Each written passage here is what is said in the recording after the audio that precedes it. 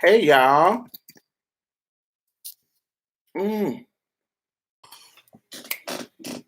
So it is my birthday. And before I go out, I wanted to make sure that I did a video, a live for y'all, because I go out and not this early, it's 7 o'clock. So so I'm doing my live. First of all, I won't be doing a live next week because I will be in Jamaica for my birthday. Yay! I'm going on a cruise, a 7-day cruise starting on Sunday to Sunday. So I won't be able to go live next week because I will be celebrating. I'm so excited. I'm so excited. Happy birthday to you. Happy birthday. Yes.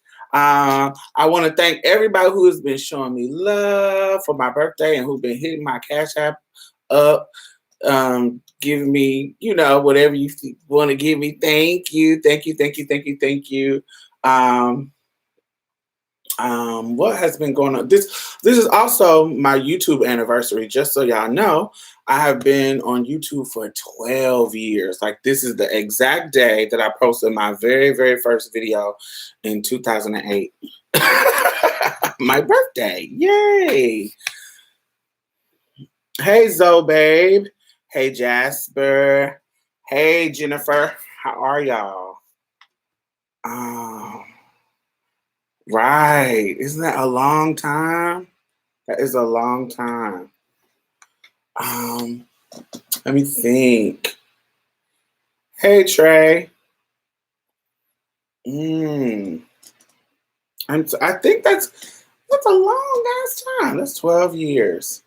When I started, it was really just, I was bored. I had just moved to Houston and I got into it with the girl that I had stayed with. So when I came to Houston, I had like $57 in my pocket, right? Broke as hell. My mother, at first I was staying with my mom and she had relapsed on drugs and blah, blah, blah, blah, blah. And so she lost the place that we were staying because she was smoking up all the money. And so I didn't have anywhere to go. I was with a down low dude. He was on the down low. It was so much going on. And so I just picked up and moved, and I moved to Houston. I was in a Black Planet chat room, and I was talking to somebody, and I was telling her what was going on. And she was like, well, girl, she had hit me up and asked me about silicone, right? So she was asking me about, like, where did I get my body done? Your titties look good, so they look soft, they don't look hard. So where did you get your silicone done, right? And so I was like, oh, I went to Mexico, Dr. Molina. And she was like, yo, can you take me down there? I was like, sure. She was like, as a matter of fact, because I told her my situation, she was like, hey, you can come stay with me. Just take me to Mexico. So that's how I ended up in Houston. I just had $57 in my pocket and randomly just moved to Houston with a chick that I met on Black Planet chat room. Isn't that crazy? She was a Hawaiian chick named Bray. She has passed away since then. So rest in peace, Bray. But yeah. So I had moved in with her and I was just hustling. Like, I had posted ads. This is before it was like bad. Before, like, they were cracking down on like Craigslist and cracking down on like Backpage and all this kind of stuff. Make sure y'all like if you're watching. Thumbs up, share, all that kind of stuff. So yeah, so it's story time real quick. So I came to Houston and it was just, I was hustling. I had ads up, my E-rolls up, my Backpage up, my Craigslist up, all the ads up. I'm trying to make money so I can get on my feet, right? So everything was going good at first, but I was cleaning up. Like, I was making money. Usually if you're an escort and you the new girl in the city, you make so much money because the clients have never seen you. You see what I'm saying? So, and I'm like 26, I'm hot, I'm in my prime, I'm skinny, and I'm I'm looking like a dime piece. I'm looking like a 25, 26-year-old dime piece. And so get to making money. Clients get to wearing my pockets out. I'm getting flued out to Florida. I'm getting flued out to New York. I'm getting flued out to LA. I'm just making so much money. And so I end up taking her to Mexico. But once she got what she wanted, she started acting real funny and shady. But what she didn't know is that I had already put a down payment on my apartment. So I end up moving out. We get into it and I end up moving out. So when I moved into my apartment, let me go back. So let me tell y'all why we got into it. I don't want to skip why we got into it. So first of all, when we come back from Mexico, me taking her to get Mexico, while we was in, if anybody knows about getting pumped and all that shit in Mexico, what you do, you go to San Diego and you catch the trolley to the border and walk over and then you go see the doctor or whatever. So, that's what happened. What started our tension is while we're in San Diego, we both got ads up, right? So she is a young girl. She's young. She's like 19. I'm like 26. And so she's used to being a street hoe. You feel what I'm saying? Thank you. She's used to being a street hoe, right? So street hoes, if you know any street hoes, baby, if you know any street hoes, if you missed the first part, it's just started, but if you missed the first part of the story, just come back and watch it later. It's gonna be it's gonna be put back up. Anyway, so street hoes is like, they real cheap. They used to making like cheap street hoe money, honey. Turn the trick. The street hoe strategy is get as many clients, as much money as you can out of this one client, whatever. So whatever he say he got, go ahead and take it, turn the trick real quick and get the fuck up out of the car. That's how street hoes do home. You feel what I'm saying? So escorts still hoeing, but a little bit more classy and a little bit more elevated, a little bit more elevated amount of money. You feel what I'm saying? So,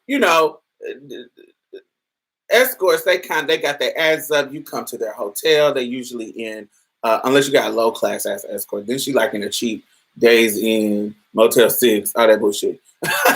But usually, you in a fancy, nice hotel, and you got your clients coming to you. It's an elevated level of money, so you getting your 250, your 350, your 400. You're not turning no tricks from 60s and 40s and 100s and all that kind of stuff. You a little bit, you getting a little bit more coins. So I didn't start in the street. When I started escorting in my life, I started in the paper, which is kind of like online, but this is before online was popping because I'm old. So, but online and paper ads, they come to you. It's just way more money. You got, nice gentleman callers. And so I was used to being the refined hoe who makes a little bit more money, who doesn't work that motherfucking hard for no $40. I'm actually not even taking your call. I'll take your call, but I'm not telling you come. I'm not telling you come over for $40, but you got me fucked up. That's a waste of my time.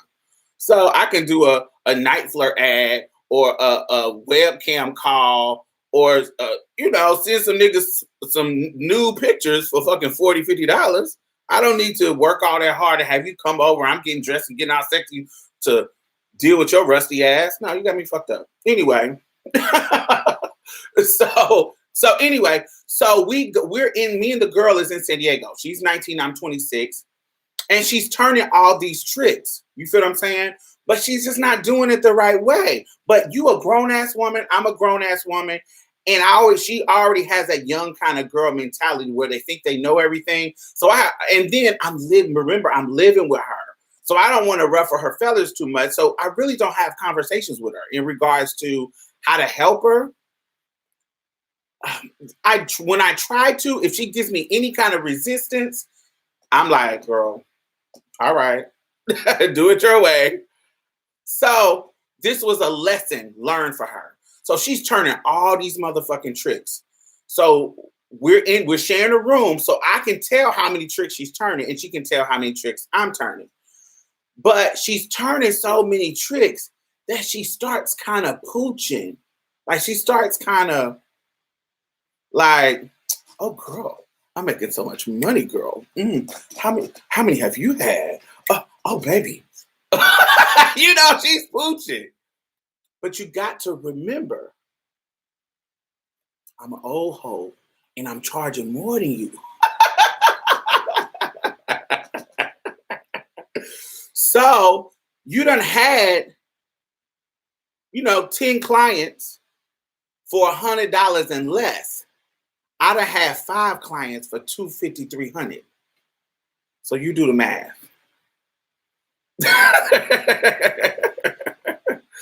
I still made more money than you if you do the math.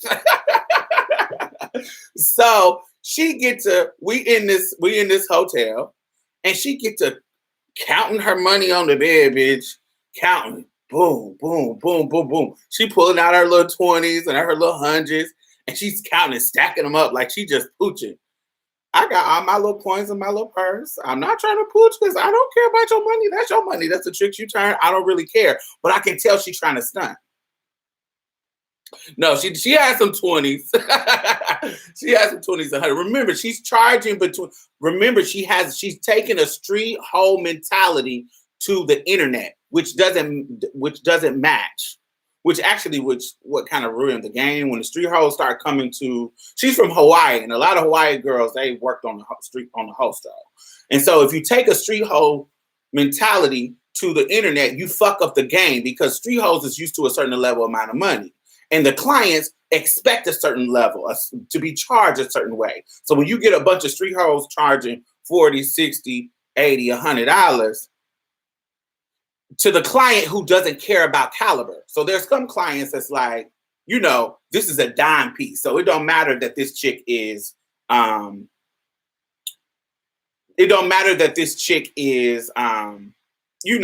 me $60. I want this one. Even though she's charging me $250, $300, she's a dime piece and I want to fuck with her. But there's some clients who it don't matter. As long as you got some dick in the titties, whatever price is low, I'm going to that girl. It don't matter to them. So she's going to get that kind of caliber of clientele. Also, that kind of caliber of clientele, this is kind of racist. Is that racist? Or anyway, it's anti-black, but it's the truth about the game. That low level caliber who ain't got no money, that's gonna be the motherfucking niggas. That's them niggas that want you to do flips, cartwheels, magics, preach, holy dance on their dick. They want you to suck their dick while you reciting the preamble of the United States for $40. I'm not doing all that motherfucking shit for all that money. This is the caliber of client that you're going to get for a cheap rate. When they have some money, usually they sophisticated and they easy. But even if they got some money and they're a little bit more difficult, they gave you a lot of money. So it's like, okay, cool. Do you feel what I'm saying? That's just the nature of the piece. So she get to counting and pooching and da-da-da-da-da-da. So because she's pooching, I'm like, girl, okay. She done sit here and counted her money out. She got like about, I think she counted like $900. So remember, I'm charging between $250 and $300. And so I'm like, I only had 5 clients. So $250 times 5, some of them was like $300. But let's just say the lowest, $250 times 5 is like $1,250, right? So I already have more money than you, and she was gagged. When I started counting my money on the bed, she was like, oh my God. I was like, yes, bitch, I've been told you. You didn't want to listen to me when we was back home. When we was back home and I was trying to keep you on game, you wanted to get an attitude and act like you know everything. But you wasn't listening. Yo, you can make this money, but you don't listen. So the rest of the trip, she kind of got an attitude. Like she kind of feels some kind of way and all that kind of stuff. So that's what started. That's what started the little attitude with her. So when we go back home, now I done gave her the connect to the Mexico silicone doctor, right? That was her goal from the beginning. That was the reason why she let me stay with her. I only stayed with her for a month. I moved to Houston November the 15th, and I moved out of her apartment December the 15th. So in that month period, a lot had changed. So I paid her rent, I paid her light bill, and I filled her refrigerator up with groceries. So I paid her whole rent, her whole light bill, and I filled her refrigerator up for groceries for a whole month. So this whole month, you ain't got no bills, bitch, because I paid your rent, your lights, and your food. So you can't say I didn't pay my way when you got a whole nigga. This is how we living like motherfucking Mexicans. It's her man is in there, I'm in there, she's in there, and her other Judy is in there. So me and the other Judy living on 2 couches, her and her man living in a 1-bedroom apartment. That's how we living. So, but you know, we all clean, so it's all straight. It's kind of cute and doing what it do, but it's a lot of motherfuckers in here. So when we come back from the Mexico trips, you feel what I'm saying? When we come back from the Mexico trip, she gets this one morning, I'm asleep. And apparently her and the other Judy, so the girl that I'm living with, she Hawaiian, her name is Bray. The other Judy name is Boo. Big black girl, cool as hell, she's funny. And then her man name is Dre, black boy too. So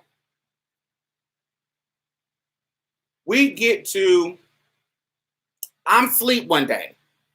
And I guess apparently while I'm asleep, all of them leave out the house. So this is not abnormal. I've been living with them for a month. So me being in the house by myself is not really no tea. But I'm asleep while this all is going on. So I don't know what's happening. So what apparently happens, her and Boo leaves. And it's me and her man in the house. But remember, I'm asleep.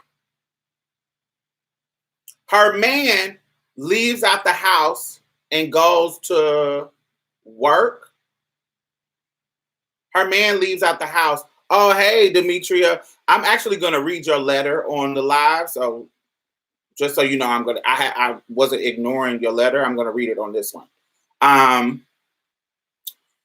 So her man, no. Her man leaves out the house with her and Boo. So they all 3 of them leave together. But while I'm asleep, he comes back. Now, he's not trying to have me or nothing, so I don't want y'all to nothing like that. He comes back to the house, but nobody knows this. He comes back for whatever reason. I don't know why he comes back or anything like that, but he comes back to the house and then he leaves back out. So remember, they all leave at one time, the 2 girls and him. He comes back, does something, and leaves out. This whole time I'm asleep. So when I wake up to the girl and the homegirl Boo, to Bray and Boo coming back to the house. So I wake up and I'm like, hey, da-da-da-da. So she goes back to her room. Boo sits on the other couch. Me and Boo is laughing and talking about something or whatever. And hey, Nick. And so Bray goes back to her room. Bray comes out of her room with some weird, strange vibe. Like something is missing, or like something has happened. Her vibe changes. And because I'm asleep, I'm not even assuming it's nothing to do with me, because I just woke up. I don't know what's going on. So I think, and she's one of the moody girls who she sometimes has an attitude. And remember, I don't know. I just met this girl a month ago. And so she's walking around the house with an attitude, blah, blah, blah, blah, blah, blah, blah. Now, mind you, I don't like living with motherfuckers. I'm just here because I needed a place to stay. I was homeless. She let me stay with her just to let me get on my feet. And so a week before this, remember, before we went to the trip, I had put a deposit first month, a deposit and first and last month rent on my apartment within these same apartments because I don't like living with people. But you know, when you get your apartment, sometimes it takes a time for you to get your lights on and your internet on and da da da. They got to schedule a motherfucker to come out to set that shit up. So that week before, I had them scheduled to come set my internet up. The lights were supposed to be on Tuesday, and the internet was supposed to be on Thursday. So I didn't tell Bray and anybody else that I had bought my apartment and already got my keys. I didn't tell anybody. The reason why I didn't tell anybody, because I still needed her place to be able to turn tricks because I hadn't got my furniture delivered.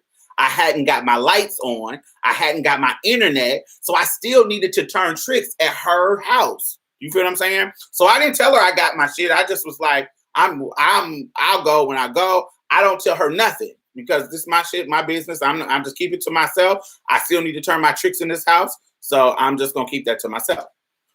So anyway, that is the situation that I was in. So this is like a Monday, right? This is like a Monday, right after the trip on the weekend. So I tell Boo, I need to find this dope fiend named Cindy. So Cindy, black, skinny dope fiend of the neighborhood. Y'all know how she's like the Ezel of the neighborhood. If you know, remember Friday. Thank you. If you remember Friday.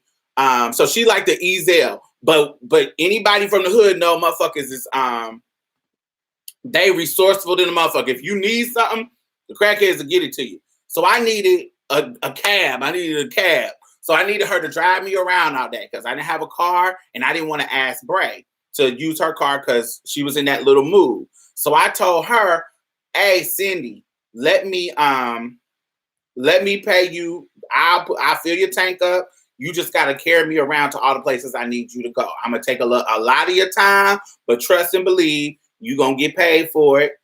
You know, don't be shaky. You're going to end up getting high, girl. Look, you got to take me where I need to go. And I ain't giving you no money till we done. And Cindy is like, okay. So we go to a furniture spot. We go to Family Dollar. All the shit you might need to go to get your shit for your house. You need your wash your ass shit. You need some new towels. You need some motherfucking, dishwasher liquid. Anything for a new house, So I needed some furniture. So my furniture was already ordered. So my little trade, the one that was down low and wouldn't let me stay with him,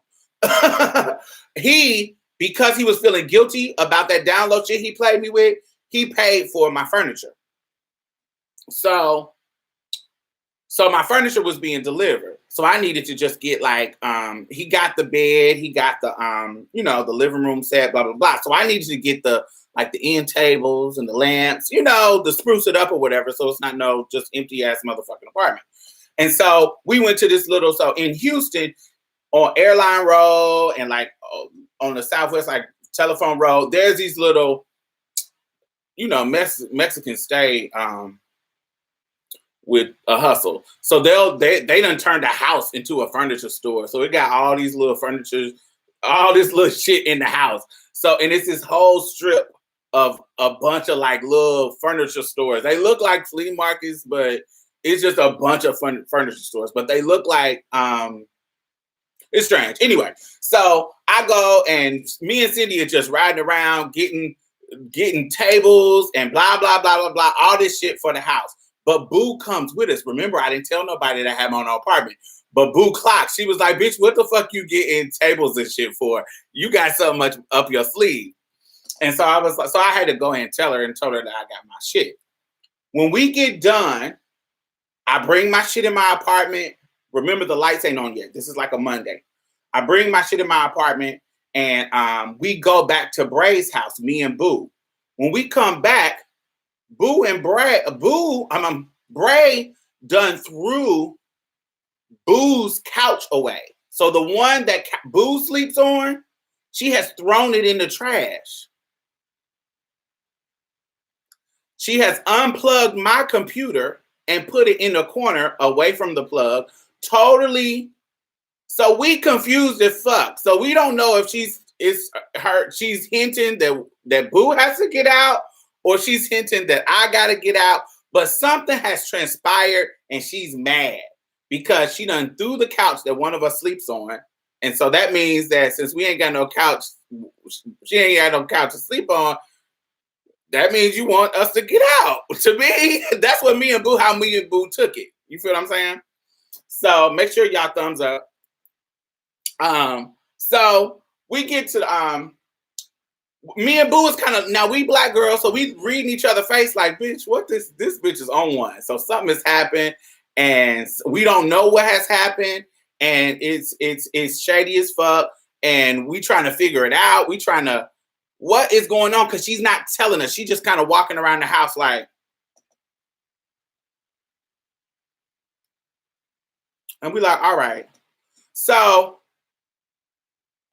I tell myself, all right, it's time for me to just pack up my shit and go, because even though my lights is not on, it's late at night. We done drove through the day. I can just go put my computer in my apartment and then just sleep the rest of the night with no lights, because they're coming tomorrow to cut the lights on. And then I'll just have lights tomorrow, but I'll just sleep with no lights tonight because we done been up all day. I can just sleep through the night. So I go in her room because she has some of my shit in her room, and I go in her room in the closet, and I'm gathering my things so that I can pack my shit up so I can bring my shit out. And I hear her say to her man, go in there and watch her because I don't want her to steal any of my stuff. Now, this is a little trans girl. She's 19. And at this time, I'm not extra grown, but I have been living a grown woman's life for a long time. A grown woman's life. She lives a tranny life. So she doesn't own any clothes. Like, she owns shit that's like strippers would wear. Only shoes she wears them fucking clear ass Cinderella heels. Them clear ass Cinderella heels that you get at Priscilla's or fucking Adam and Eve or some dumb shit. Y'all know what the fuck I'm talking about. So she got all of these heels that look like stripper heels. All her clothes look like her closet looked like a fucking strip club closet. So you ain't even got no clothes. Like, if a motherfucker wanted to interview you for a job, you ain't got no kind of clothes. You dusty. All your shit is it's just you a dusty young little girl. I'm a grown woman. I got motherfucking $1,800 Louis Vuitton bags. I got grown woman shit. You got fucking, I'm not stealing from you, bitch. You raggedy ass, dusty ass Hawaiian bitch. I don't give a fuck about you. So now she done got me fire ass hot. I'm hot as fuck. Because first of all, I ain't no motherfucking thief. I don't steal from nobody. I ain't gotta steal from your dusty ass. So when she say that, I come out into the, I'm fired. So now I'm the Ogun that came out of me. And I'm like, yo, we about to go in this, I go in the living room. I say, yo, and I just start going off. I was like, I don't know who, I forgot to give y'all a dynamic. When me and Boo come back to the house and she done throw the couch away, she got, I would say fish, but I'm trying to stop saying fish. Because that is a misogynistic word, and I'm trying to stop saying fish. But she got cisgender women in the house with her. And they playing in her hair. They little hood black girls. And they think she's special because she Hawaiian and got her real long hair. And so they playing in her hair, flat ironing and shit. This is cisgender girls in the hood. These is cisgender girls that would tell her tea when she would come outside to the hood niggas. Like, we never fucked with them. And you got these bitches in the house with you when we come. And so when we come back, so this all is confusing. When we would come out, not we, because me, remember, I only been here for a month. My strategy was I'm not coming outside because motherfuckers is not gonna get into my tea. If I'm gonna get my clocks, bitch, I want my clocks on my own. I don't want to be clocked because I'm associated with the tranny house. I'm sorry. I want my clocks on my own. So you ain't gonna see me sitting out on the porch, blah blah blah. They used to do that, not me. I don't want my face associated with the tranny house because I know I'm about to get an apartment in this. I'm about to get an apartment in here, and I want my clocks on my own merit, bitch. I don't want it because I'm clocked by association. So I didn't really come out. But anytime them hoes would leave the house, the fish should be sitting. The cisgender women would be sitting on the porch, and they will get in the car, and the fish will be. And the cisgender women will be telling the boys, "Them is men. Them is men. Both of them is men." Talk about her and Boo. Clocking all the tea. And so I knew these bitches was shady. So when we come back, we not understanding why, we not understanding why these girls are in the house with you like y'all the best, like y'all the best of friends. Cornbread and Earl looking motherfuckers. Like what? Like Timon and Pumbaa. Like y'all out here Hakuna Matata with the girls. Get the fuck out of here. So we didn't understand that. So that's the dynamic. So when she says I'm about to steal, go watch her because she about to steal, I'm already hot. So I was like, so look, you showing out in front of these chicks that you fucking with. You feel what I'm saying? You showing out in front of these chicks that you these hood bitches, and you don't understand that I will beat you and your nigga in this house, both of y'all. Because I know if I twirl you, he gonna try to do something. So I'm probably gonna fight him first. So I will beat your ass in front of these bitches and understand they just gonna laugh at you. They just gonna laugh at you. So she was like, why are you getting an attitude? Why are you getting an attitude? I was like, because what you don't understand, you Hawaiian, you from Hawaii. You from paradise, bitch.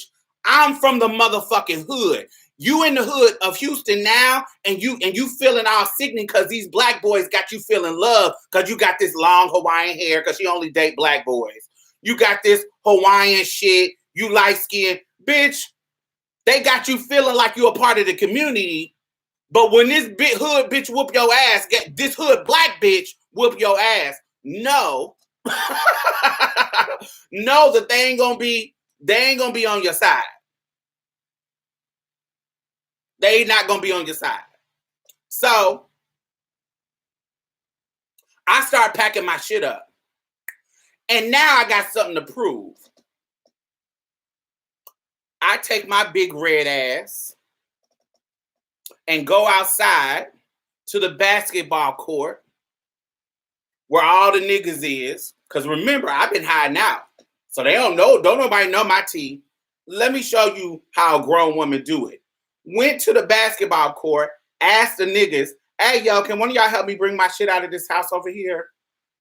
The nigga said, damn, yeah, baby girl, we got you. Come on. I got two niggas to follow me from the basketball court, walked right into her house and picked up all my shit and brought it to my apartment. Niggas that don't know my tea. Let me show you how a woman do it. While y'all motherfucking got these chicks in here calling y'all man, calling y'all this, calling you that, I'm gonna show y'all what I do. So came in my house, picked up all the shit, and she not. Why are you bringing these dudes in my house? Because honey, they need to help me move. They need to help me move. I'm a woman. I don't move all my things, baby. That's what the trade is for. That's what the niggas is for. Trey said, why you in here with all these niggas, baby girl? Oh, baby, just let her. Come on. Don't worry about it. Let's go. Took my shit right to my apartment. Now, I'm mad.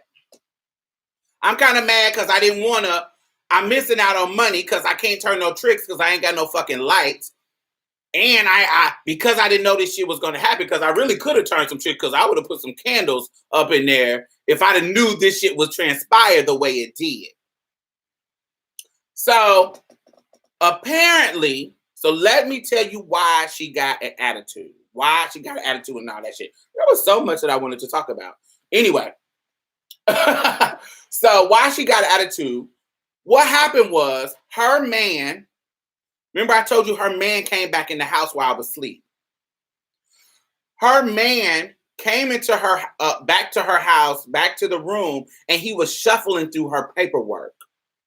So when she came back, she thought that I was shuffling through her paperwork, and I hadn't shuffled through her paperwork.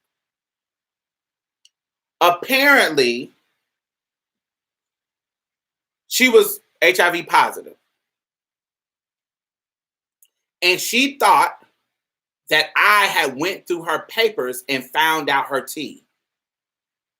So she was mad that I had went through her papers and found out her tea, because apparently that was a secret that she was keeping from me because I was a new girl in her life.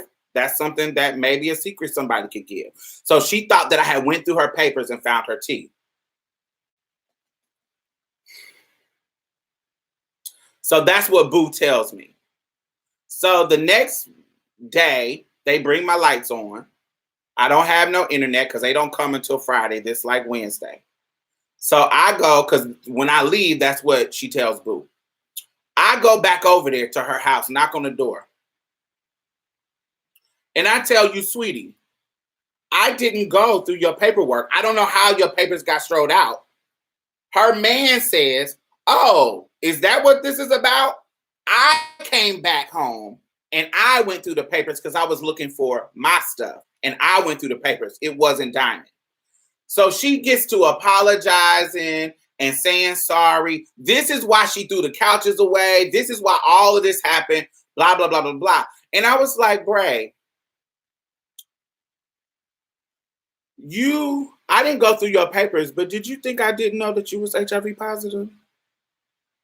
She was like, did Boo tell you? I was like, sweetie, it is a couple of things. I'm an old head. I transitioned when I was 13. There is certain things in this community that you clock if you've been in this community for a long time.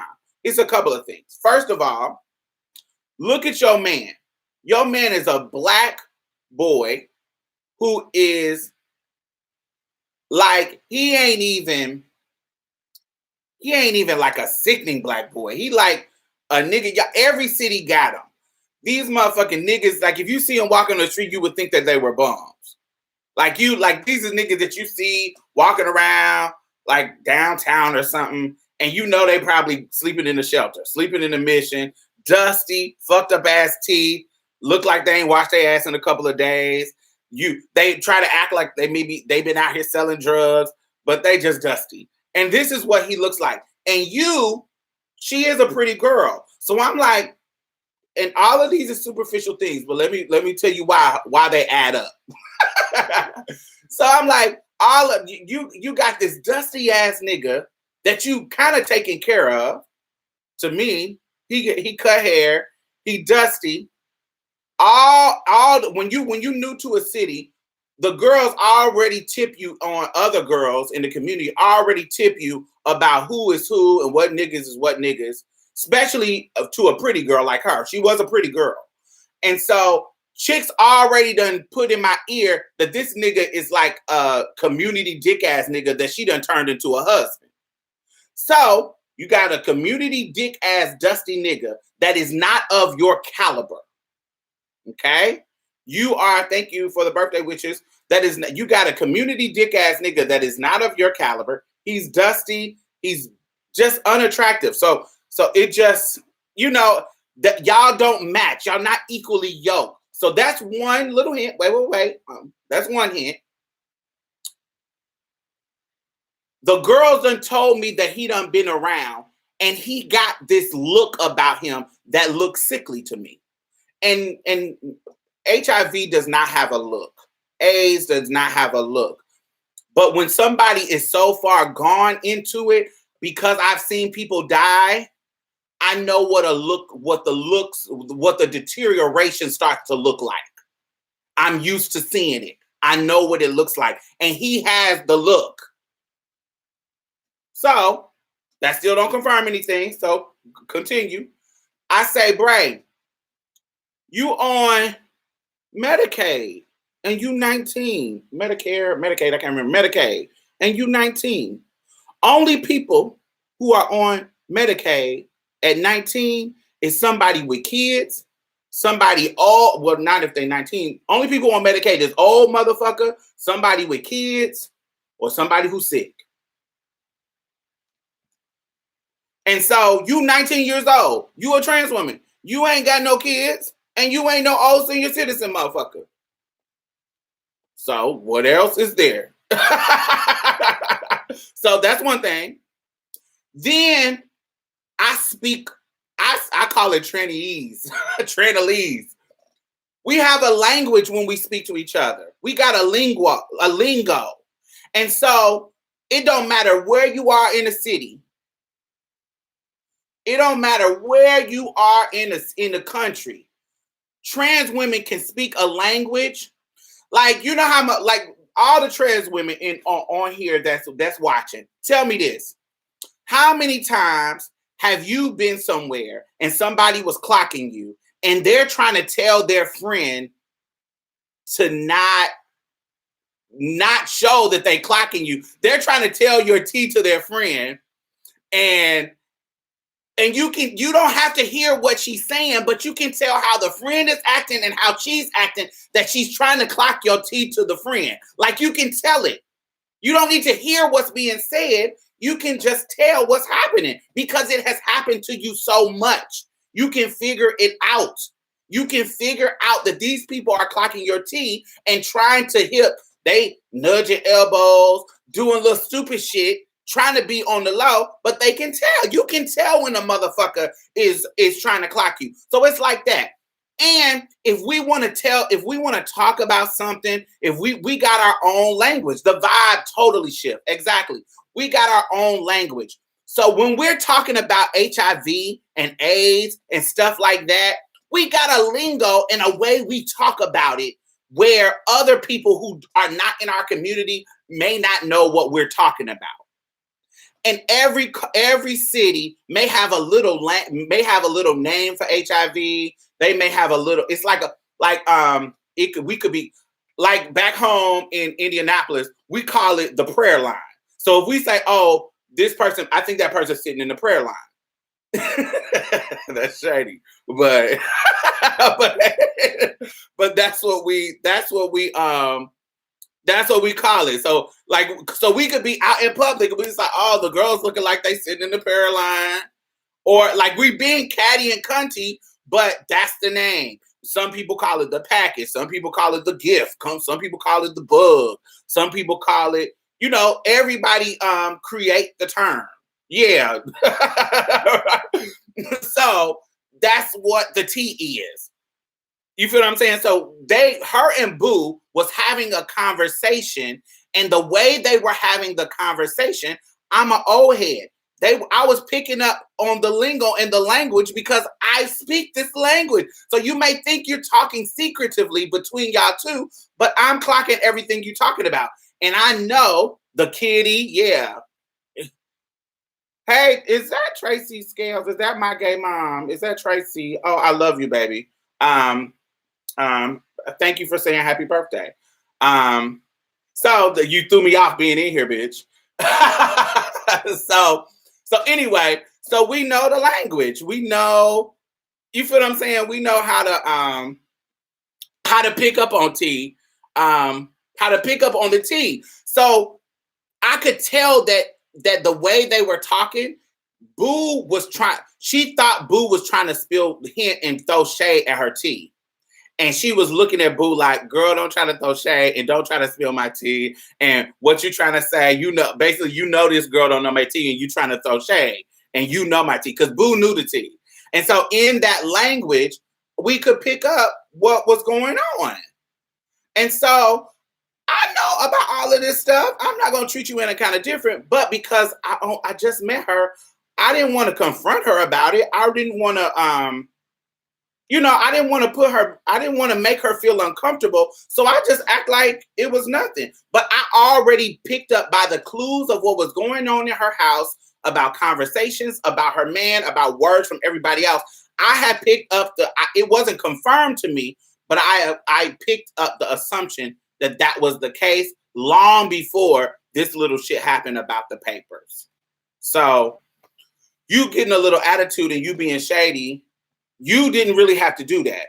So anyway, that's all that to tell y'all the story of how I ended up in my apartment by myself with really no friends in my apartment because I had stopped fucking with her. Once she got shady and kicked me out, Boo was still living with her. So, and that was her friend. So I thought that they were, she was going to be loyal to her friend. And so I didn't have any friends in Houston. So I started a YouTube channel.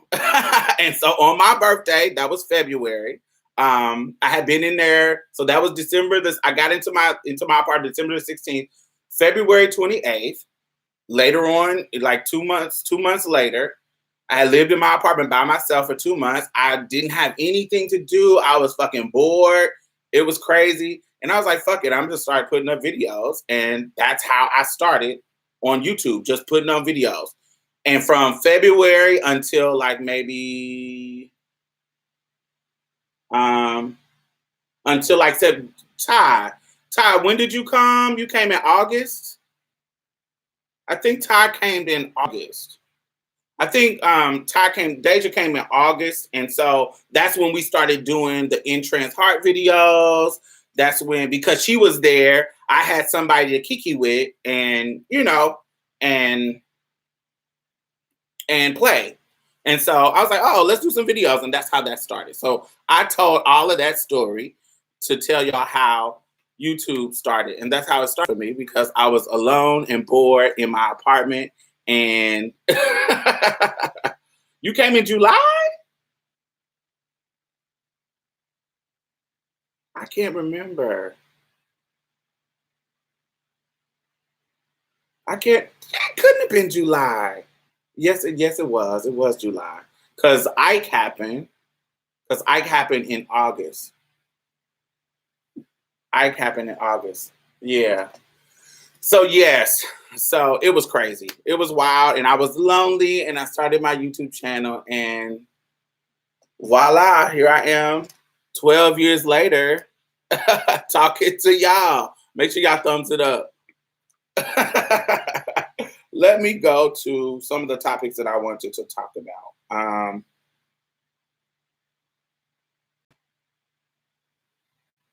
So recently, last Tuesday, I spoke at Stanford. Understand that my imposter syndrome was on 10. I was so scared. I knew that what I wanted to talk. I knew I was an expert on what wanted me to talk about, but I was so scared to do it because, I had a PhD, a doctor on my side, and then another PhD on the stage with me. And, a girl like me, I don't think I'm dumb at all. No, it's not that. It's just that when I come into these academic spaces, sometimes I feel like, it just my imposter syndrome kicks in. And so I was on that stage and I was feeling like, damn, I hope they don't make me seem like I'm the dumbest person. Not the dumbest person, but the dumbest person on stage. And so I was feeling like, oh, I want to say the right things. I don't want to sound stupid. I want to make sure I hit my research. I want to make sure that they know I know what I'm talking about. Yeah, but it still doesn't. I know people are people, but it still doesn't change your feelings and your insecurities and all of that. So that's my thing. That's what it was. So I go to Stanford, and Stanford, they treat you like a motherfucking queen. They put me in this amazing hotel. Took me out to dinner. I was eating $45 steaks and $26 glasses of wine, and it just was, they was treating me super, super fancy. We talked about decriminalizing sex work. And so it was an amazing experience. When I find the video, I'm going to share it on my on all my social media platforms. So make sure you following me. Make sure you follow me so I can share it. I got a picture on Marsha's Plate. If you are new to my channel, if you are new or don't know, I have a podcast called Marsha's Plate that releases an episode every week. The links are in the bottom, so make sure you check that out. And so I will be releasing it there. We had an amazing time, and it just was a beautiful experience with Melissa Brown. And she invited me because she is one of those Black feminists who really want to center Black women of all kinds, Black transgender women and Black cisgender women all together, because she feels like trans women are women. So she wanted to make sure that she wanted to have a trans woman in the conversation who has experienced sex work.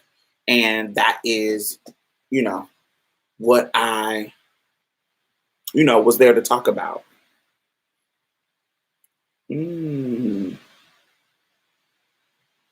So,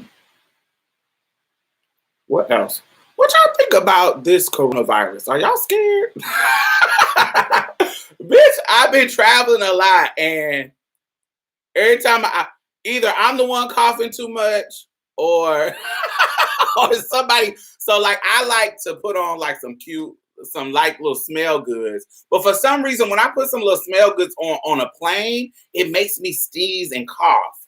For some reason, I'm noticing that. Like, for some reason, I don't know if it's because of the pressure or what it is, but it's something about being in a plane. But I like to smell good when I'm sitting next to people. So, I usually put on a little something that smells good. And so sometimes it'll make me cough or whatever. And so when I was coming back from San Francisco a couple, like 2 weeks ago, bitch, I was coughing, and and this man was sitting next to me. He kept scooting over. I'm like, bitch, I ain't got no motherfucking corona, whore. Stop playing with me. But then I was on the plane next to somebody, and I don't want to be racist, but it was somebody Asian, and I was coming from San Francisco, girl, and it was somebody Asian, and San Francisco people, that they have a high population of Asian people coming back and forth from Asia, girl, and I was kind of scared. I was like, why are you coughing, girl? You is doing too much. Cover your mouth. But people was wearing their little masks. Not everybody, but people was wearing their little masks. And I kept on thinking, I'm scared. I'm scared. I'm like, why did I get my mask? And then the flight attendants, they acting like they don't care about it. They just tipping around. They got their little gloves, taking the little drinks and stuff. I'm just like, ooh, I'm scared. Yes, meow. I did see the Bad Bunny shirt. I thought that was great. Apparently, he has been standing for the trans community for a while, and for him to do that on Jimmy Fallon was a good gesture, and I appreciated it. Right, Demetria. Honey, she's coughing and doing all that stuff, hocking and coughing like, girl, the corona is out here, girl. You can't be playing with my pussy like that, as Mia would say. You can't. I think scientists are concerned, but the media hyped it up. The flu kills more people than the coronavirus. Yeah. But I don't want to get it. My little lungs can't take it, girl. I don't want to catch nothing. And I'm going on a cruise Sunday. So I'm going on a cruise from Sunday to Sunday. And I'm like, should I be worried about it on the cruise? I'm like, it's so many. It's just irking my plans. It's making me think too much about it. And I feel like the government ain't gonna tell us nothing.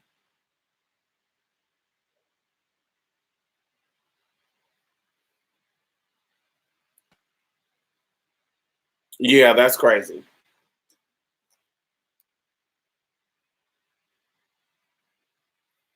Oh, see, I don't want to be. Everybody gets sick on cruises. Oh no, just live your best life. That's what I'm gonna try to do. I'm gonna just live my best life. I'm gonna try to not worry about it and not try to think about it. Um, so I'll talk about that at the end because I don't want to change the mood. All right, so let me read this letter. This letter is from Demetria. Demetria is here. Um, she just sent this a couple of weeks ago, so I'm gonna read it. Good evening. I love the podcast, of course. I get my life weekly and recommend the show to everyone. If you can, I need a bit of advice. With the help of your show, I've become more aware of trans issues and I'm more vigilant. I noticed the other day at the dentist office, when I was filling out my questionnaire, it said women only in bold next to the question about history of pregnancy. I wasn't sure what to say in the moment, but I would like to give my dentist some feedback on being trans inclusive, since I know that some trans men are able to get pregnant. I hope I worded that correctly. You did. Any advice on how to address this with my dentist would be greatly appreciated. Thank you, D.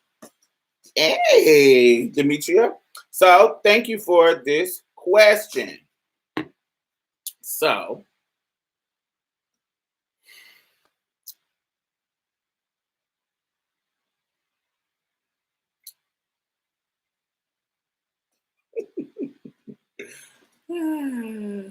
so sometimes I feel like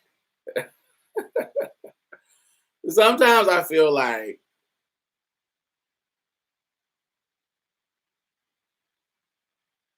is a hard question. So I'm just answering directly. So I think you should if you want to. I think you should if you want to. If you want that battle, if you want to be the cisgender ally that is fighting the battle at the dentist's office, if you want to be that person, if you care about it that much at the dentist's office on the questionnaire, go for it. You can talk about it. You can explain to him how being trans inclusive could get him more clients. It can make people feel safe. It can make people feel like he knows what he is talking about. It could just make people feel like, oh, it can give an indication of his worldliness, his knowledge of the world, if he has a gender inclusive and trans inclusive questionnaire. You can explain that to him. You can explain how outdated, like how outdated the form is. You can explain to him all of those things if you want to be that person. Now, to me, I I wouldn't. I wouldn't. I would be like, this is a dentist office. I'm just here to get my teeth clean. I'm here once or twice a year. I wouldn't. But we want allies like you that want to do that work because it makes our lives better. So I don't want to deter you from being that person. But sometimes, I don't know. I just feel like sometimes I just don't want people to be uncomfortable. Because what if he is transphobic and then y'all get into some kind of disagreement and now like you're uncomfortable with your dentist that you have loved for so long over this questionnaire. I don't want that for you. Now, I think certain situations, I think that should be something you should take the mantle on. Like if you out with your friends and your friends are saying transphobic shit, I want you to call them out every single time. But your dentist and your doctor and your people that you don't engage with all the time, I wouldn't want you to take up that battle. For me, I wouldn't want you to take up that battle. Hey, Fresh, D. Fresh. Yes, I'm back. I wouldn't want you to take up that battle because with those people, because they're not in your life. And I want you to just enjoy your experience with your dentist. I want you to enjoy your experience with your doctor. Now, if you're at your family's house and they're saying transphobic stuff, I want you to step up and say what you got to say. But because these are people that you're going to engage with more than your dentist and than your doctor. Does it make sense? I hope that makes sense.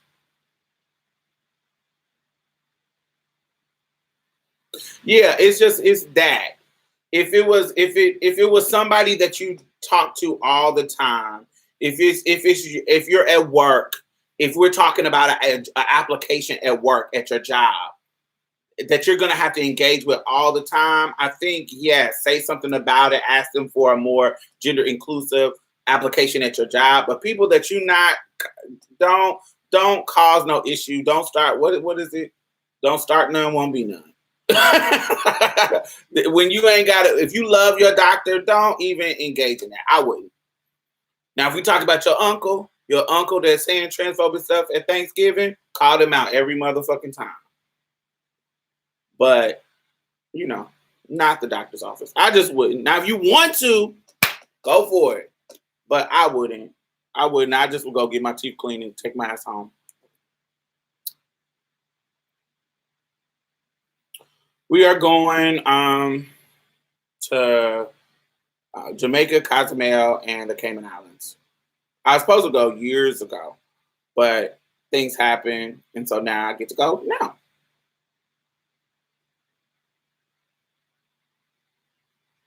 Yes, thank you. Call their ass out. So, let's see what else. Who else?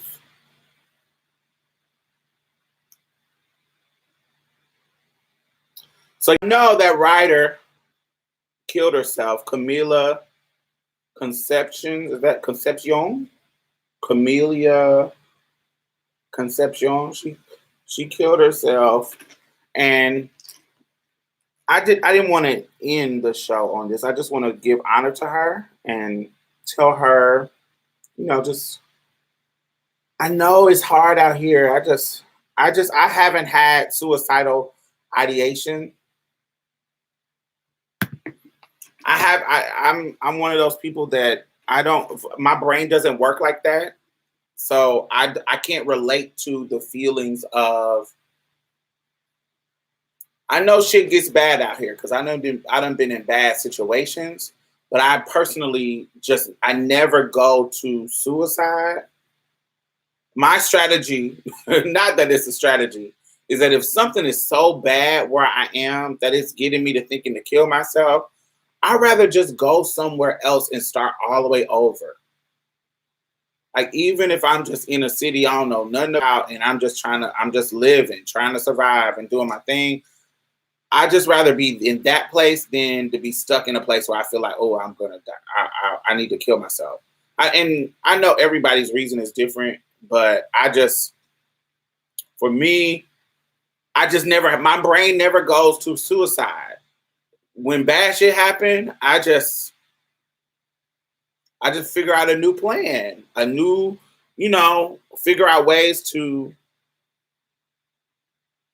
get love and hang out with my friends, hang out with your friends, hang out with your, do shit that you love. I just have cultivated my life in a way to where I have self-care things that I do to where it may not solve the problem or stop the stressor at all, but I have things that help me combat those feelings.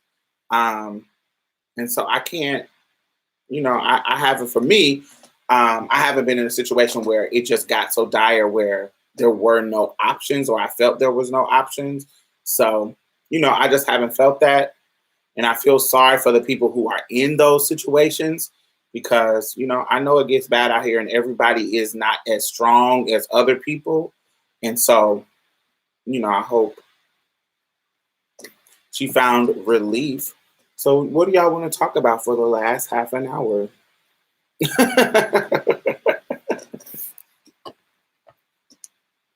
Last 25 minutes. So, this is the question and answer segment of the show. Let me think of what's new in your life.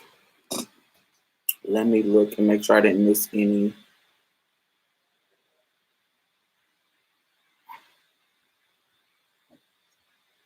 I'm really loving Doja Cat's new song. Really loving it.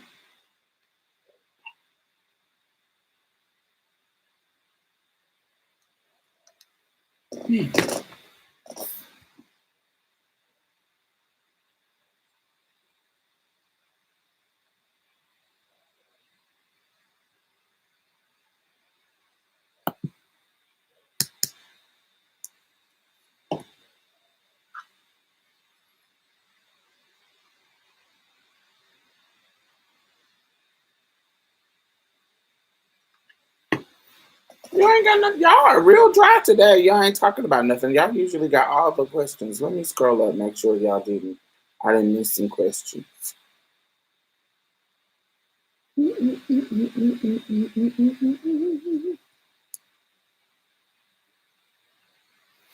So Stephanie, I usually I try to go live between 7 and 8 every Friday. I've been between 7 and 8 on Friday. Next Friday I'll be out of town, so I won't be able to do it. But so it will be Friday. I will try to bake it Friday, the 13th. So it's every Friday at between. I try to start no earlier than 7 Central Standard Time and no later than 8 Central Standard Time. Oh, the Marsha's Plate live show. I don't really know. I don't know where it's going to be, but I'm pretty sure somebody might host us in New York again for Pride, maybe. I'm not 100% for sure, but maybe. Have trans murders slowed down, or is the media just covering up? No, Tia, a girl was murdered in Puerto Rico just a couple of days ago. Yeah, they're still happening. It's just not. It's happening so much that it's starting not to be sensationalized. It's starting to be boring. Oh, another trans woman got murdered. But yes, it's happening.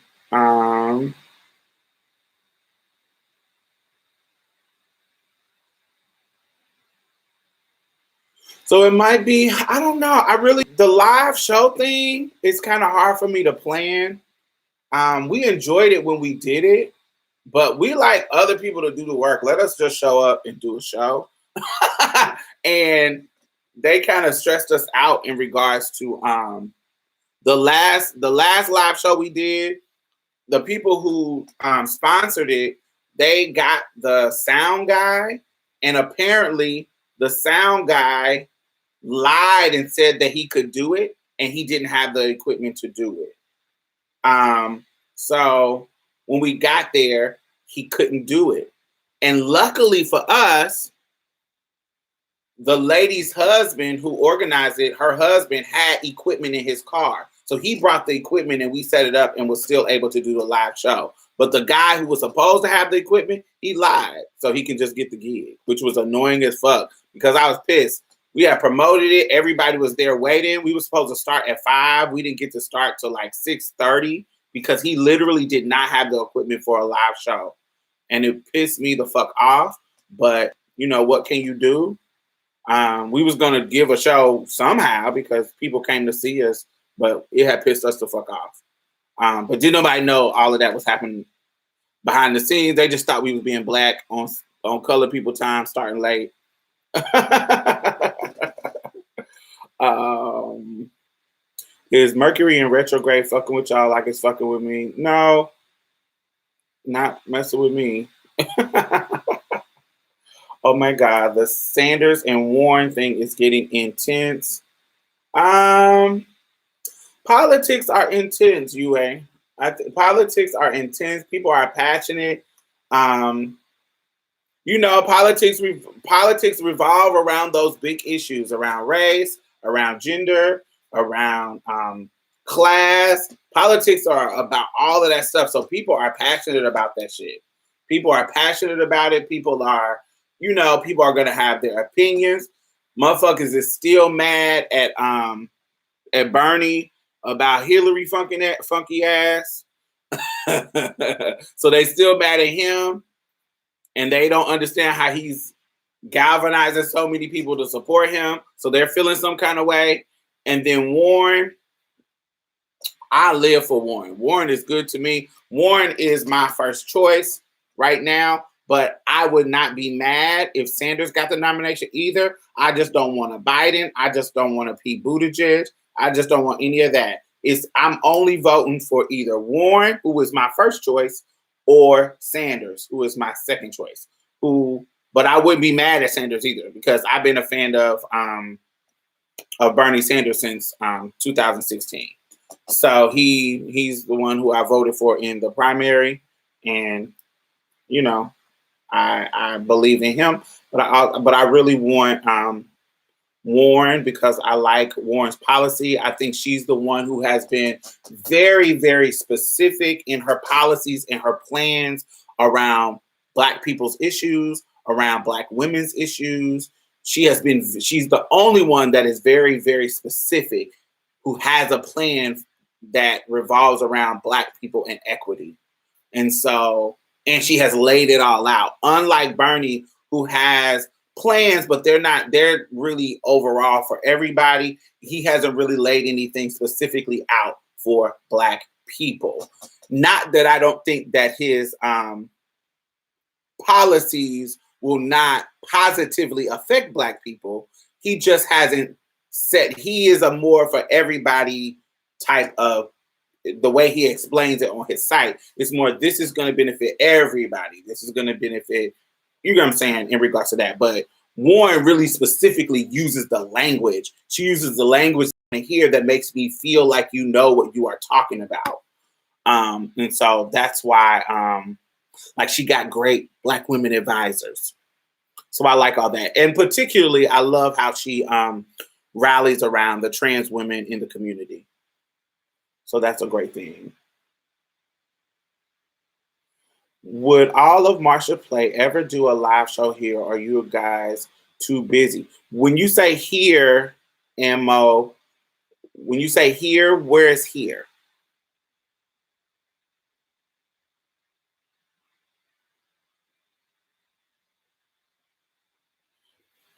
Corey Feldman actually named his abusers after all these years. I want to hear. Send me the link. Send me the link on Twitter so I can get into that tea, cocoa butter.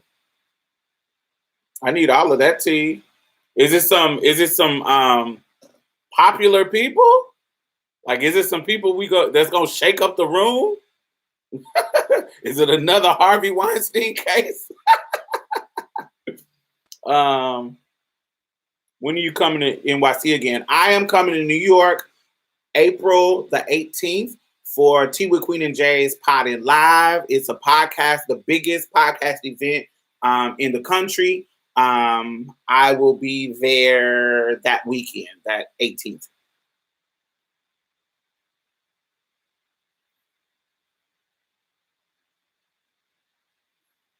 Well, if he ain't named nobody, it ain't, I mean, who cares? If he's not naming his people.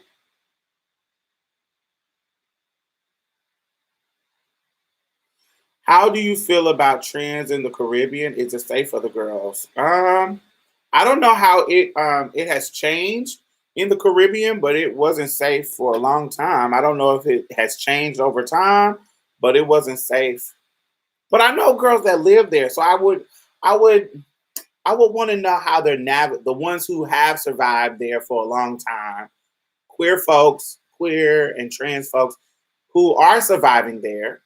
I would want to know how they're surviving because it has to be some type of nuance. There has to be some type of way that they're surviving. You feel what I'm saying?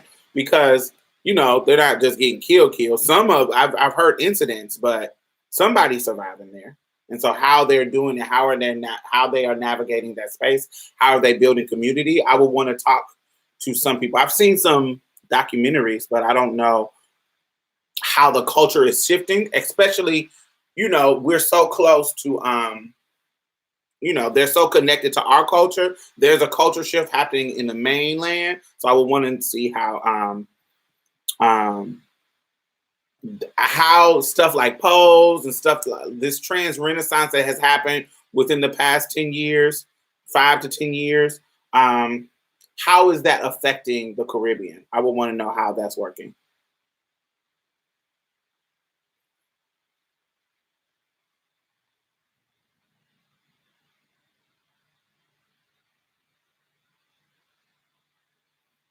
Oh, well, we do a live show here. Oh, yes, they're gonna eventually come on with me. I don't know if it's gonna be specifically Marsha's plate, but I'm sure I'm gonna have some people on here.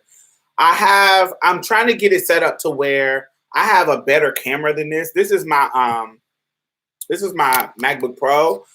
I have a better camera than this, but I have to get this little piece and it's like $120. So I got to get this little piece so I can connect my real camera onto it and get up in my setup space, because this is where I record Marsha's plate. And so this is not where I record my video stuff, and that's over there. And so I want to do that. So once I get that set up, then I'll start bringing people to be on the show with me. Yay. No, he ain't named nobody. Okay. I gotta get there this year. Yes, Stephanie, you gotta come up there. It's so fun. It's black as fuck. Like, it's all kinds of shit. So first of all, the very first one, they do different stuff every year, but the very first one, they had Living Single playing on the projector on the wall, like with a projector on the wall. And you couldn't hear the episodes, but the whole wall was a Living Single episode, like on loop, like a bunch of Living Single episodes. And then they were playing the music. It's a black woman DJ. It's think about like the Batty Brigade, but times 100. Like, it's so many people. Like, it's cishet niggas in there, but they like cool as fuck. They nice. Nobody got no attitude. It's just a black ass good time. We doing the electric slide. We listening to Frankie Beverly and Maze. We look at the Earth, Wind and Fire. We just really having a black ass good time. We got drinks. We got the bar. It's just so fun. Everybody looking good. Everybody smelling good. It's just a great black ass good time. They know how to party.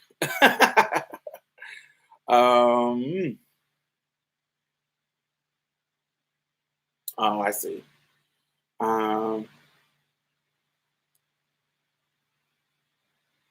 Thank you for the birthday wishes. Wow, keep that nigga in your prayers. He may disagree. I don't know who you talk about. He may disappear. Corey Feldman. He's silly. We met before a potty live. Yes. I meet so many people there. It's so fun. I live for it.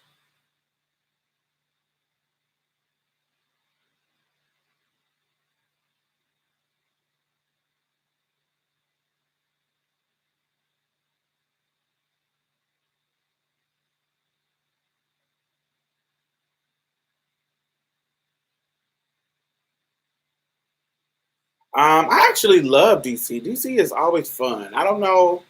I don't know when I'll ever be in DC. I went to DC. Oh, I know when I'll be in DC, when we have the Trans March. I'm working with Marissa to with the Trans March. So I'll be there for the trans march. I don't know when the dates they're going to officially make it there, but yeah, I'll be in DC for that. But it'll just be for the march. What type of podcast do you listen to? Any recommendations? So, podcast that I listen to is all of this episode that we just did on Thursday on Marsha's Plate on Thursday. We actually got a whole segment where we are recommending podcasts to you. So my favorite is Tea with Queen and Jay. This episode they did this week is amazing.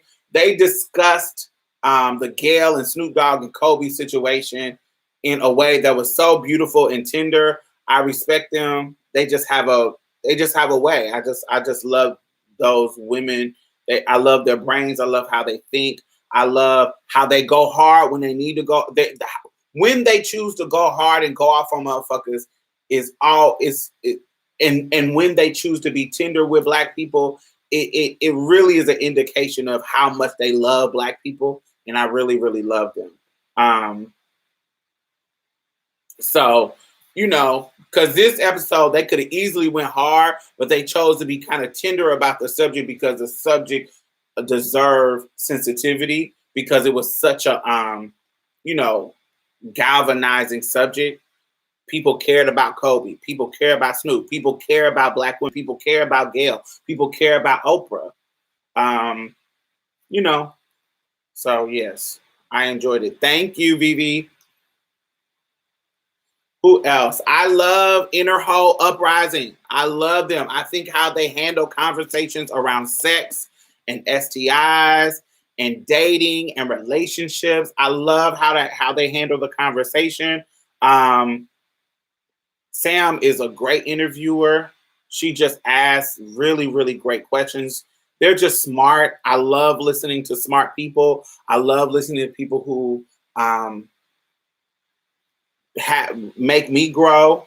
Queer Walk the podcast. Oh my God, Money and Nikita, they're just so brilliant. They're just so smart. They share tactics around mental health. So, you got a mental health professional teaching you how to deal with your stress. When we talk about how expensive therapy can be, she really goes in depth and give you tips throughout her whole show every 2 weeks, giving you tips on what she has learned. She's a Black girl that cares about Black girls. And so she's using these tips and tricks to liberate Black women and men and queer folks, and particularly Black women, because she's a lesbian. And she's just brilliant. And then you have Nikita, who is a socialist, and she just has amazing political analysis, and she just goes really in depth in history when she talks about historical things. That teaches me so much because I'm a history buff, so I love it. So Tea with Queen and Jay, Queer Walk, and Inner Whole Uprising. I love Bag Ladies. Like, if you don't know anything about the Latinx experience, Black Bag Ladies does it. If you are into African spirituality, like if you tired of this Christian shit and you want to learn something about how our ancestors and our people did it, A Little Juju podcast is amazing. I love her. She's a priestess, but she's like a young millennial priestess where she's doing it from our way, not some old school, witchy way. It's still witchy, but you can tell she's a regular girl that is trying to relate African religion to who we are today.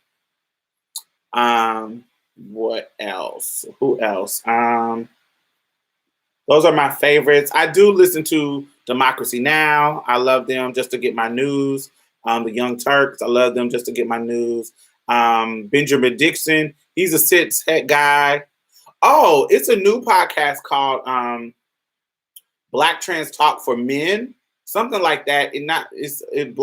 Trans Talk, but for men, something like that. I have to find it for y'all. Send me a message on Twitter and I can send it to you if you want to hear that. It's two cishet men talking about their trans attraction. And then there's a guy who is a podcast called Let's Talk Bruh, and it's about Black masculinity and dismantling toxic masculinity. I love that. What else? What do you think about the Snoop Dogg episode of Red Table Talk? I couldn't finish watching it. They were annoying me. I couldn't finish watching it. I feel like I'm glad that he apologized, but I didn't think that they got to the root of the problem, which is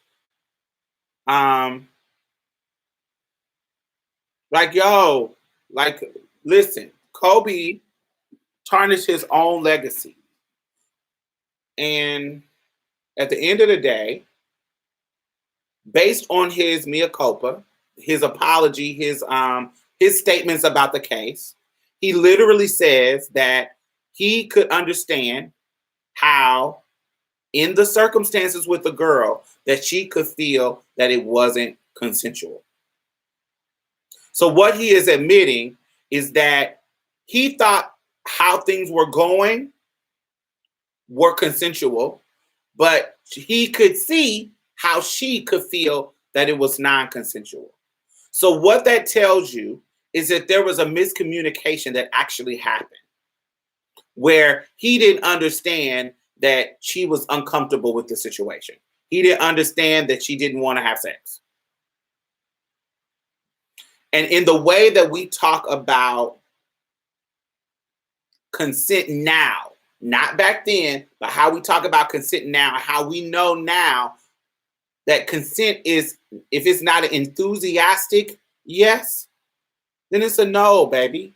Like, it's sometimes, especially big ass dudes, if we talking about, when we talk about trans athletes, we talking about a real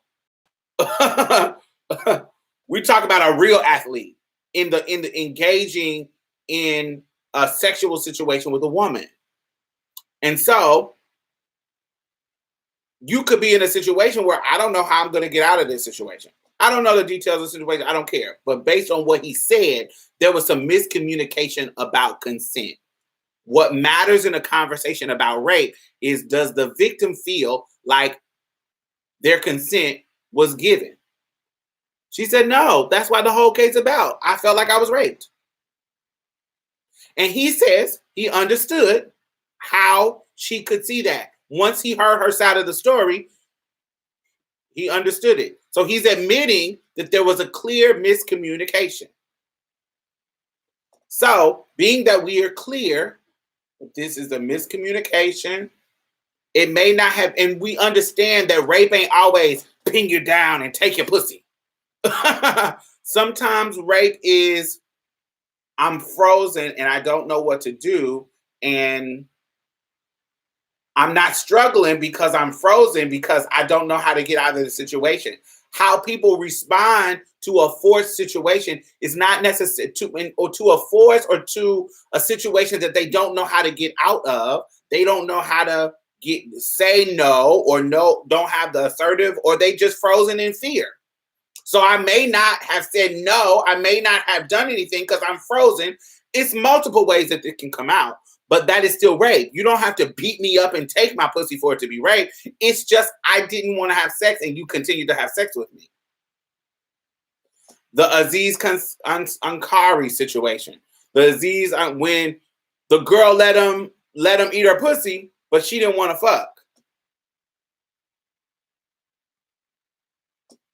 Some dudes would be like, oh, if you let me eat your pussy, why you let me fuck? You went that far. Da, da. But if you force her to go, if you press her to go to the fucking, you're raping. Sorry. Sorry, sweetie. That's just the facts. I could be in your bed butt ass naked. If I don't want to fuck, I don't want to fuck. And if you force it, if you pressure and force me to do it, you're raping. You're not getting consent. So to me, we're having a better conversation about consent. We're having a better conversation about rape. And so just because you think of Kobe as a superhero just because you think of him as this upstanding guy, he had a stain on his record because of this situation. And Gail, being that we're having these tough conversations about consent, she was doing her job. It may have made you feel uncomfortable. It may because you're still mourning him and you're shocked because of his death, and it may be uncomfortable. But she was asking a friend, and I thought that Lisa Leslie, answered the questions beautifully. That is my friend. I don't believe that it was forced. I've never seen that side of him. And Gail said, you wouldn't see that. You're his friend. And that's absolutely true. We talked about this on a previous episode. You know, I've talked about this. Who my brother is to me is not going to be who he was, who the girls that he wanted to fuck in college. I'm not going to see that side of my brother. I'm not going to see that side of my brother. So I don't know how my brother engages with sex. I can tell you what I believe. I don't think my brother is a rapist. But that don't mean he didn't rape nobody. So if somebody come to me and say something like that, I'm going to have my brother back. I'm going to say, I don't believe that. I've never seen that side of my brother, so I don't know, and I don't believe it because I don't know that. But that does not mean that it didn't happen. Anyway, so on that show, they were not holding him accountable for what needed to be held accountable. Is that your misogyny spit out of yourself? You didn't handle yourself. You could have said, I don't think that question was appropriate. But you went into a whole nother level of disrespecting this woman, and you're stupid. That's annoying. When your superhero was cheating on his wife, taking some pussy. So, anyway. I really enjoy Queer Watch. That's how I found Marsha Play. Yes, work. Juju Podcast is amazing. I love it. I met you in Dallas at the Malaysia Booker Wake. You are the truth. So thank you. Oh, that was so sad. But so many people was there. No offense, but I really dislike the podcast. They really come off as chasers, in my opinion. No offense, but I really dislike that podcast. They really come off as chasers, in my opinion. Let me see. Oh, you're talking about the dudes. You're talking about the dudes that I was talking about. The dudes who have the podcast about transness. So yes, I do think they come off as chasers based on what I hear people tell me in the couple of episodes I look. But I just respect people having the conversation. I respect people having the conversation. Now, what they need to do is have some people on the show to nuance it a little bit. Have some people on the show to challenge them to grow, challenge them to get better, challenge them to have a more in-depth conversation about the subject matter. I think them talking about it is the step in the right direction. They're not going to be perfect. I'm not perfect. Somebody called me a TERF. And I was like, oh, okay. Somebody called me a TERF because I feel that that there's a certain level of conditioning that, trans women and trans men have that affects who they are prior to transition. And they call me a TERF. So that might be my blind spot, and I need to grow and I need to learn. But you got to have the conversation, and those dudes on that podcast are having the conversation, and they're bringing some people. I think one of those dudes, they brought somebody on the show who doesn't seem like a chaser. So I just think it's important and kind of groundbreaking that they're having the conversation. That's it. And I think it's our job to engage with them, to push them forward. It's our job to say, hey, that's wrong. Let's talk about this. Let's open up the conversation. Snoop Dogg is late, tired, and through. Yes, Miss Kelly, girl, Giselle. Snoop Dogg is tired. Just him, the idea of Snoop Dogg when he used to be a pimp, he was cheating on his wife, being a pimp, and exploiting girls, selling girls. Sweetie, you cannot give anybody no tips about anybody's like decorum and and etiquette and shit like that. You and disrespect of a legacy, bitch, you are whack. So yeah, Snoop Dogg, he gets no grace from me. Fuck him. When he atones for that, then you can call Gail out and Oprah. Cause who is not gonna cancel Oprah over no motherfucking rapist is me. Got me fucked up. Happy birthday, love. Thank you, Coco. I like the Young Turks and Democracy Now! Too. I like a lot of history, anatomy, stuff like that, but also true crime passes. Everybody keeps telling me they like true crime podcasts, but I haven't really got into one. I want to get into one, but is that like Cold Case Files in the podcast form? I also like 1619. That was a good podcast. That would be a mid-action. It's Coco from San Francisco. Hey, Coco. I understand, but them calling a trans woman that got a haircut manly looking and putting down post-op is not it. Yeah, that means you got to call them out, Jordan. You got to call them out. That sounds like trash. You got to call them out. Take them to task. You are their audience. You can be like people who are listening to them. You call them out.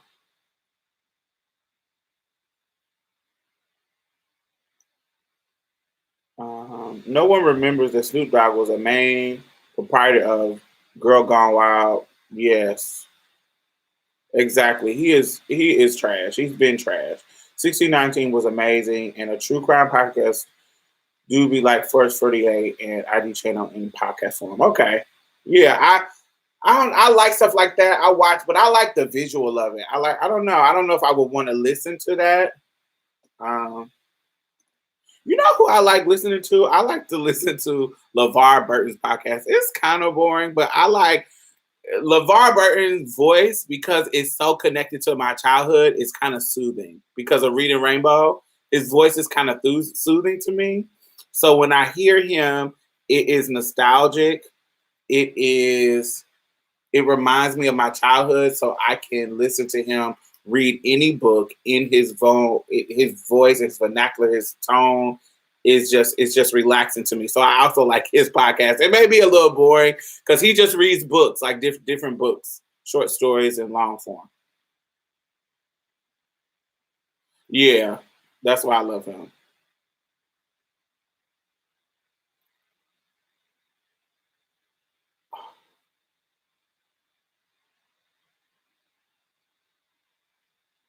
Mm,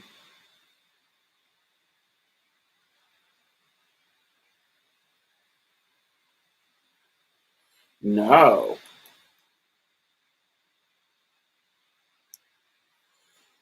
Well, all right, y'all. I have been on here for an hour and 38 minutes. I'm over 8 minutes. So I love those podcasts, yes. So I want y'all to make sure if y'all got something y'all want me to talk about, make sure y'all send it to me. I always like if you on my Facebook, send me and you want me to talk about something, send it to me on Facebook. If you on my Twitter, send me something on Twitter and I will write it on my list. Um, I want to thank everybody who has cash app me and send me donations on for my birthday. My cash app is money sign Diamond Stylz, and everybody who has sent something, thank you so much. What else? Um, what else? What else? What else? What else? What else? I'm trying to think of. Make sure you thumbs it up. It is 31 people in here. Give me 30 thumbs it up. Love y'all too. Thank y'all. Thank y'all. I keep talking mine. Da, da, da, da. Yes, it's easy. I'm more likely on Twitter and Instagram. So if you send me If you see something on like Instagram, at me. Like you ain't gotta send it to me in my inbox, but just at me. I'm usually always on Twitter. I'm always on Instagram. It's Diamond Stylz, DIAMOND STYLZ. Just at me at it so I can see it, and I'll screenshot it and put it in this file. Because anytime I want to collect my thoughts about what I'm going to talk about, I always save it on a thing, on a file. And what else? That's about it. So I will see y'all on, not next week, but the week after that, on the 13th between 7 and 8 o'clock. I hope y'all, I know this is the first of the month, so y'all got to pay rent this weekend. And I hate it because I'll be so broke. Good night, y'all.